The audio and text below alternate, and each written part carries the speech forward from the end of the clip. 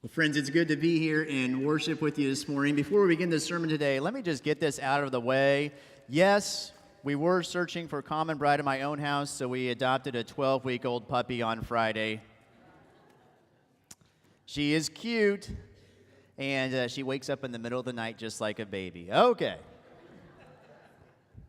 So stories start with once upon a time, right? Once upon a time. But that's not the way that our scripture for this morning begins. This morning, our scripture passage begins before time, before there was anything else. And so as I read these words to you from the Gospel of John, words that we've heard many times, I invite you to listen as if hearing for the first time the poetry of the words. John says this: "In the beginning was the Word. The Word was with God. The Word was God. He was in the beginning with God. All things came into being through him, and without him not one thing came into being. What has come into being in him was life, and the life was the light of all people.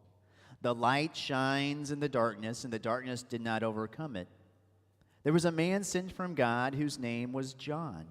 He came as a witness to testify to the light, so that all might believe through him.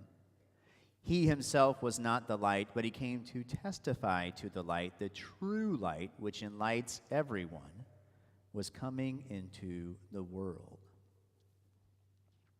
So there we have it in the Gospel of John. Before anything else, a complete, vast emptiness, there was God. God was the beginning of creation. God was the beginning of light as it unfolded over the earth. God was with the prophet John as he testified to the light. God was with Jesus as he testified to the word. God is with us as we gather here this morning. And today, as we focus on this third Sunday of Advent, I do want to talk about gifts. But I want to talk specifically about the gift that is given to us by God. When God gives us a gift, God does not do it abstractly or far away or theoretically, but close and personally. God is with you. Jesus, Emmanuel. So somebody said to me, okay, I understand what you're saying. You're saying God is with us, Emmanuel, God is right here, but I don't understand exactly what you mean. And sometimes I like to say that understanding the mystery of God is like trying to scoop up water in a fishing net. Like you get little pieces of it, but you can't always glimpse it together. So let's start with John the Baptist. John the Baptist is one of my favorite characters in the Bible. He liked to live in the wilderness. He would eat locusts and wild honey. I told you before a couple years ago about how in Columbia, Missouri, where we used to live, when they had the Summer of the Locusts, the local ice cream store did serve local ice cream with boiled locusts until the health department shut them down. But anyway, John the Baptist, they say, John the Baptist was pointing to something greater than him. So what John the Baptist would do is he would preach during the week, and then on the day of the Sabbath, on a Saturday, he would go out into the wilderness. And people would come to him, they would flock to him, and they would ask to be baptized by him.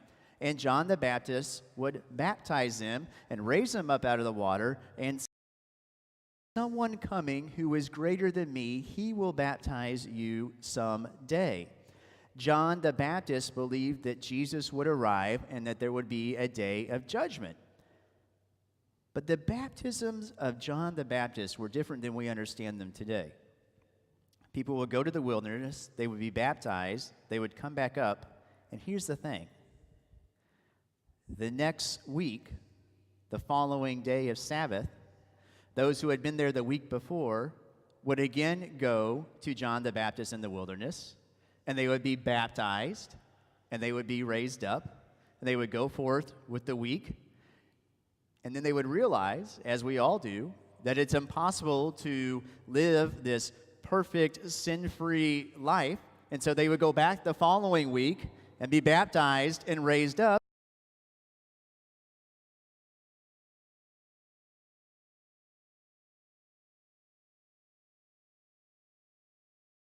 Baptist. And John the Baptist,